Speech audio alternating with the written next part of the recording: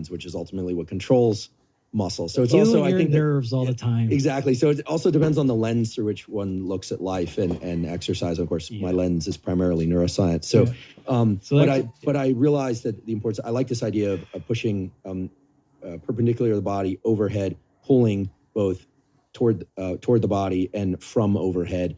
That just makes really good intuitive sense, especially since a lot of people were just listening to this and not watching it. So in your minds, folks, you can think about pushing away like a punch or overhead, like lifting something overhead and then pulling toward your midline or toward your body rather, and then pulling yourself up like a pull-up in PE class for those.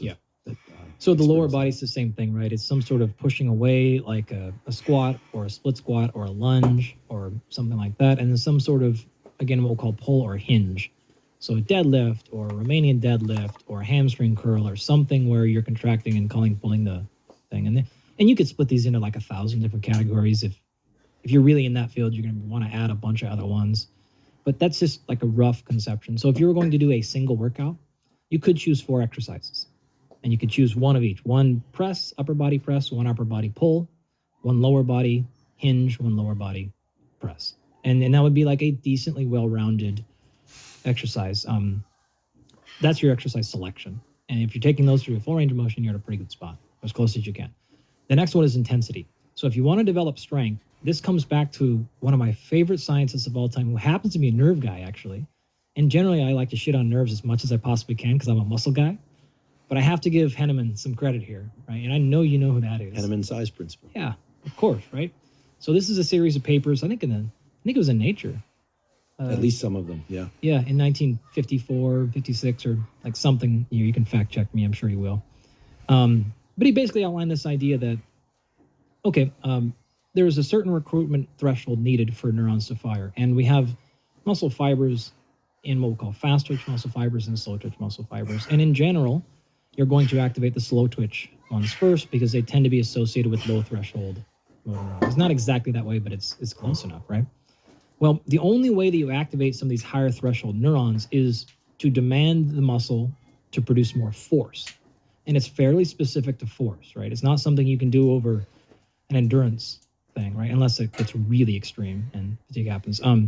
So in general, the only way to use these big chunks of your muscle, which are incredibly important for aging, by the way, one of the major problems we have with aging development of aging-related issues with muscle is the fact that we lose fast twitch fibers preferentially. And then we have major problems as we go down the line because we've lost a big chunk of our strength and size. So you want to make sure these fibers stay alive and intact.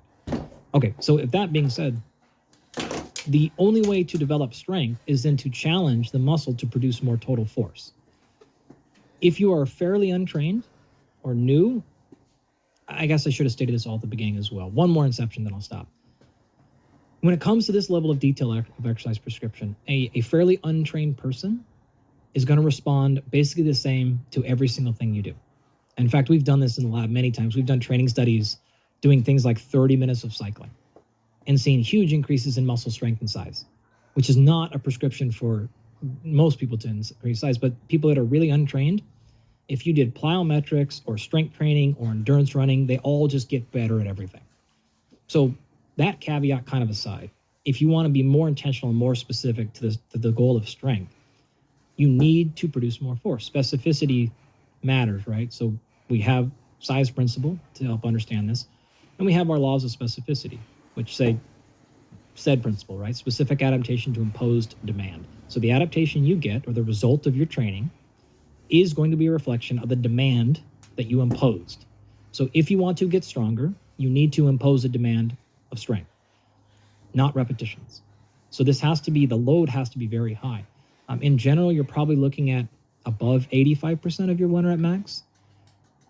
If you're moderately trained, maybe 75% will work. Lowly trained, again, everything works. But in general, we want to be pressing a load that's very high. So because the intensity demand is so high, that is going to force you to do a low repetition range. You can't do 12 reps at 95%. Then it wouldn't be 95% of your 1 rep max. So by definition, true strength training is really going to be in like 5 repetitions per set or less range. That's where most of it's going to occur for specificity. So we've covered choice, intensity, and repetitions, right? The total amount of sets that you do is really kind of up to your personal fitness level, right? If you did as little as like 3 sets per exercise, that's probably enough. Work sets. Totally. Yeah, totally work sets, right. So get fully warmed up and build up to that 85%. Don't just walk into the gym and throw 85% on and go, thank you. That's an important distinction. So work your way up, do some, like a very classic warm-up thing would be like a set of 10 at 50%, a set of 8 at 60%, a set of maybe 8 again at 70%, and then maybe like a set of 5 at 75%. So 2 or 3 or 4 sets, kind of building intensity and lowering the rep range. And then you would go after your 2 or 3 working sets. Also, in terms of rest intervals. Now, because we're trying to, the primary driver of strength is intensity. It's not the volume, right? It's the intensity. So in order to maintain that, we have to do a low repetition range. But in addition, we also have to have a high rest interval. Because if we have any amount of fatigue occur, and we have to then either reduce the reps or reduce the intensity, we've lost the primary driver. We've lost that main signal. So the number we're going to throw out typically is like 2 to 4 minutes. So imagine you did, your set of bench press and you did 5 repetitions at 85%. You probably want to rest 2 to 4 minutes before coming back to the bench. That doesn't mean you have to sit there on your phone. Like, in fact, please don't. Like, everyone will thank you for not doing that, I promise. You can engage other muscle groups. This is what we call supersetting. So you're doing your bench press, and while that 2-minute clock is running for your chest to rest, you can go over and do your deadlifts. And so, you can kind of move back and forth, and this is how you can make strength training a not 7-hour workout. If you're a professional athlete, you're going to take that time because you want to maximize the outcome. We've done this actually in our lab too. Supersets will reduce the strength gains, but by a tiny amount. And most of us don't care enough relative to it's going to triple the length of your training session. It's not worth it. So for the average person, I will tell them, yeah, superset. For someone who's trying to break a world record in weightlifting or powerlifting, I don't superset. Interesting. Yeah, I think I've found that I don't recover particularly well from strength and hypertrophy training. So like in the workout or the next? From workout to workout, unless I keep the total duration of those workouts, I like to say no more than 60 minutes of work, real work. Yep. Maybe 75. Past 75, I find that I just start to, I have to introduce additional rest days, or I just get weaker over time. So I set a kind of a limit at 50 minutes, and then I usually violate that limit and end up doing 60 minutes. So I'm excited to hear that one can superset exercises as long as they work different muscle groups, of course. Yeah. Right. So I wouldn't want to do like bench press and overhead press supersetted because we can. I think that goes without saying for most people, but just to point that out. But that I could do some push pull without compromising total intensity that much. And I certainly would be willing to give up a rep here or there, or a few pounds here or there. And may I ask whether or not in doing that one gets any even tiny bit or more of additional benefit in terms of cardiovascular work? Because I imagine after even a 1 rep max, which I've never done, as I mentioned, but let's say I get 3 reps on the overhead press, and then I get 4 reps on a weighted pull-up, and I'm going back and forth.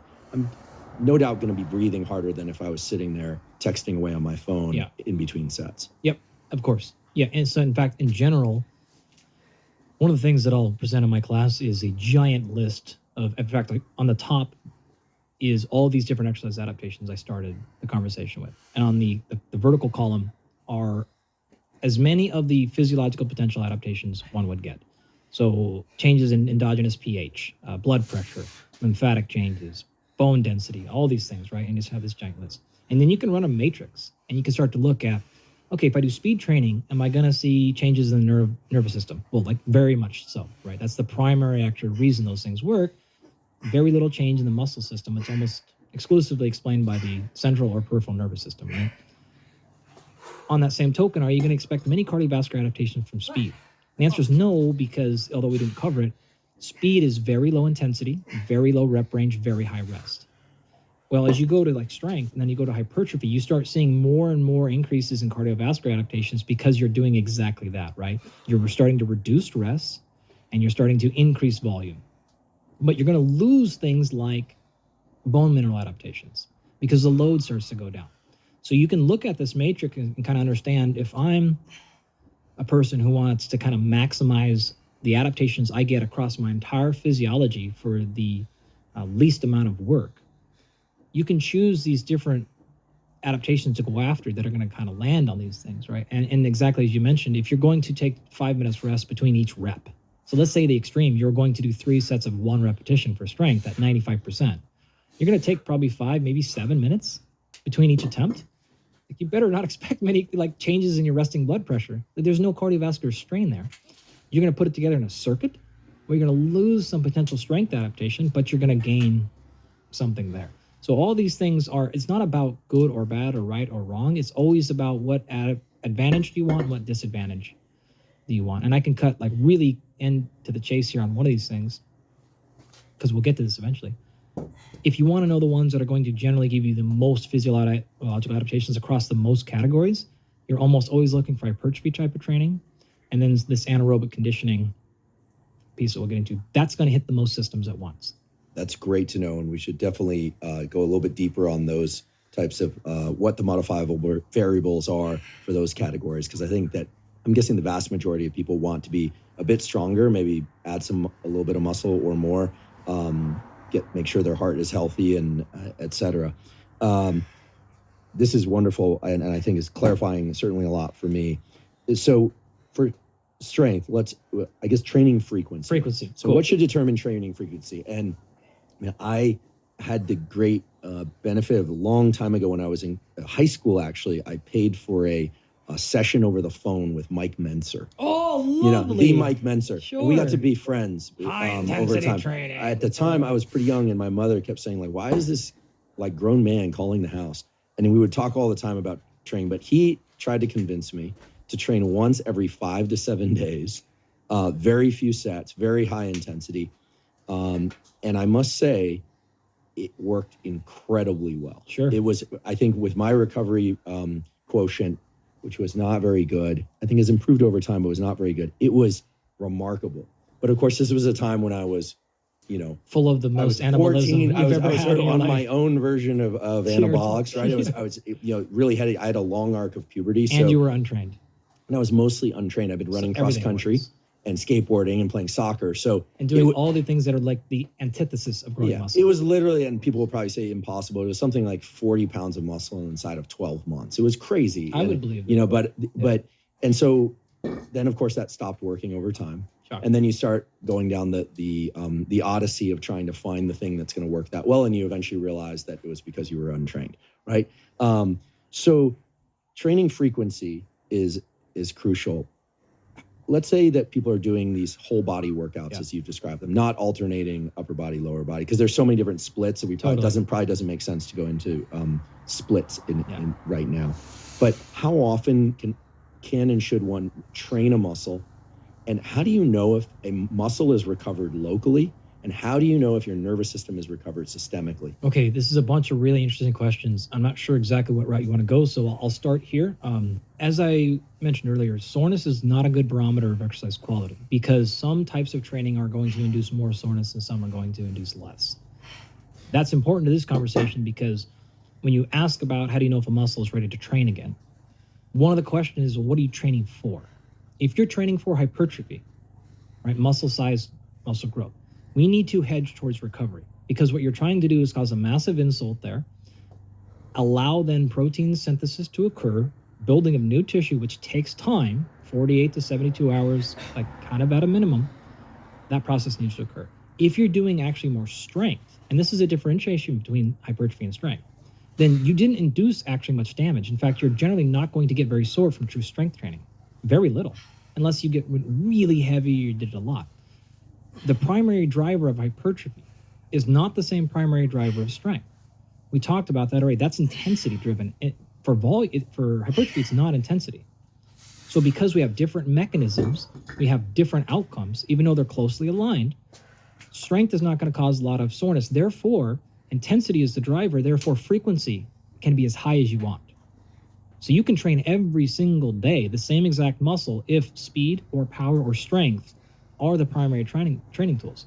because you need stimulus. There's skill as well, right? Practice. That you know that as much as anybody. Developing a new motor pattern requires a lot of repetitions, right?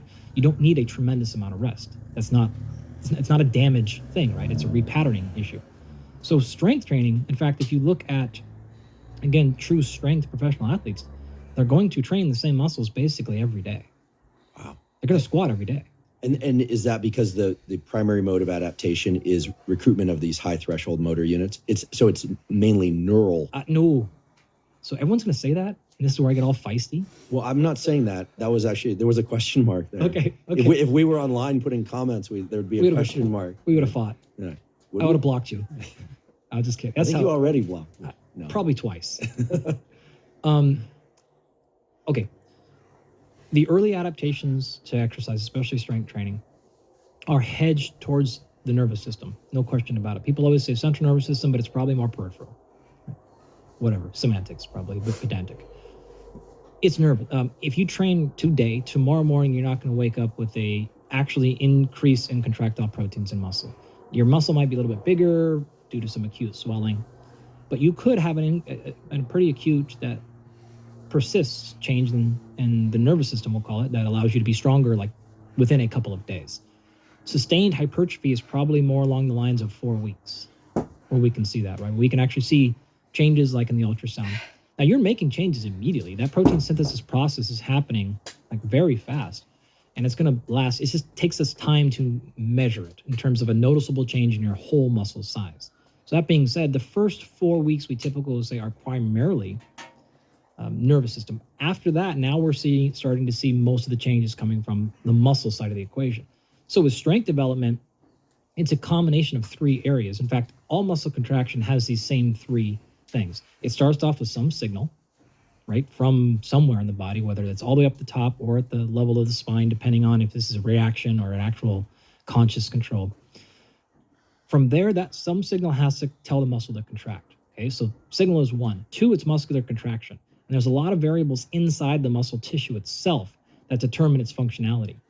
And so if we took an individual biopsy and took a muscle fiber from you and took one from me, and we took those muscles out and put them in a petri dish, and I tied one end to a force transducer and the other end to a thing that pulls it, and we soaked it in a bath of calcium and a bunch of other stuff, even if they were the same size, your fibers might contract a lot faster than mine, even relative to size. Or not, or slower, or there's various properties. So the intrinsic fibers themselves determine a lot of functionality. From there, muscle fibers don't cause movements. Muscle fibers simply contract. They're all surrounded with connective tissue, and that's all surrounded with a bunch of more connective tissue. And that all surrounded to a muscle. That muscle is then surrounded with more connective tissue. That all comes together into a giant tendon. That tendon attaches to the bone. It's pulling on those tendon that actually move the bone that cause human movement. So that's area 3. Area 1, the nervous system. Area 2, the muscle contraction. Area 3, some sort of connective tissue thing. Changes happen at all 3 of those levels. And we're not even now talking, we haven't even entered the discussion of biomechanics, and you changed, say, the pennation angle of the muscle, which is the angle at which the muscle fibers lay relative to the bone, right? So this is basic mechanics. Is it pulling perpendicular to the bone? Is it pulling horizontal to the bone, or some sort of angle? All of these things determine human performance. So when you're talking about, again, that strength development, you can see tremendous improvements in total force production by manipulating all of those areas, and you have not touched changes in muscle size. If you change muscle size in a true sustained fashion, whether this is sarcoplasmic or contractile proteins, you have given yourself more opportunity to produce more force. It doesn't guarantee you produce more force. Bodybuilders are not stronger than powerlifters, even though they have more muscle. But bodybuilders are probably stronger than most people. So there is a relationship between muscle size and strength. It's just not a 1-to-1 guaranteed ratio. And that's generally because although the muscle has been aided, they may have not changed the biomechanical considerations. They may have not changed the connective tissue, nor the nervous system stuff. And so that's why we see this giant relationship that R value is pretty high between strength and hypertrophy. But if you really want to get to the ends of it, it's not. And that matters to your actual question 10 minutes ago, because again, you can train strength daily on the same muscle. But if you want to allow for that process of contractile proteins to add and grow, then you're going to have to allow some recovery, because if you go back into that muscle too soon, you're going to blunt the response, you're going to stop it, you're going to cut it off. You have all kinds of problems going on in the cell that are going to just attenuate that growth response. So I gave you the answer for strength training. The answer for hypertrophy is probably less than 3 out of 10 on level of soreness. You can go again. In general, you're probably looking at 72 hours is the optimal window. So if you trained your shoulders on Monday, you probably don't want to train them again on Tuesday. If hypertrophy is the goal, maybe Wednesday, maybe Thursday's best. So something like an every 2 to 3 day window is probably, and we know a little bit more now about why that is. The gene cascade, the signaling response happens, the signaling happens instantaneously, right? Within seconds. The gene cascade is probably peaked in the 4-hour window, like depending on which gene you want to look at, but it's just kind of a snapshot. But the protein synthesis process is 24 to 48 hour thing. And so it tends to kind of look like, let that thing finish and let that signal go back to baseline and then hit it again. And then hit it again. And now as long as you're providing the nutrients, the recovery should happen, and you should be able to sustain the same work output in the training session. So the stimulus stays high and the recovery's there, and you can now continue to grow muscle. You mentioned 48 to 72 hours for hypertrophy. What if, for whatever reasons, the training split, lifestyle factors, etc., somebody, say, let's use your example, trains shoulders on Monday. Ideally, they would train them again on Thursday, yep, in their particular instance, somewhere Wednesday or Thursday, but they don't. They wait until Saturday or Sunday for whatever reason. Maybe it's more compatible with their work and other exercise schedule, whatever the reason.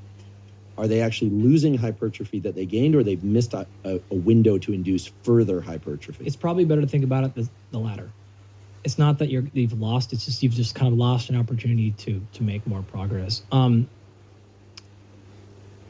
will save you a little bit, and kind of going back to your HIIT program.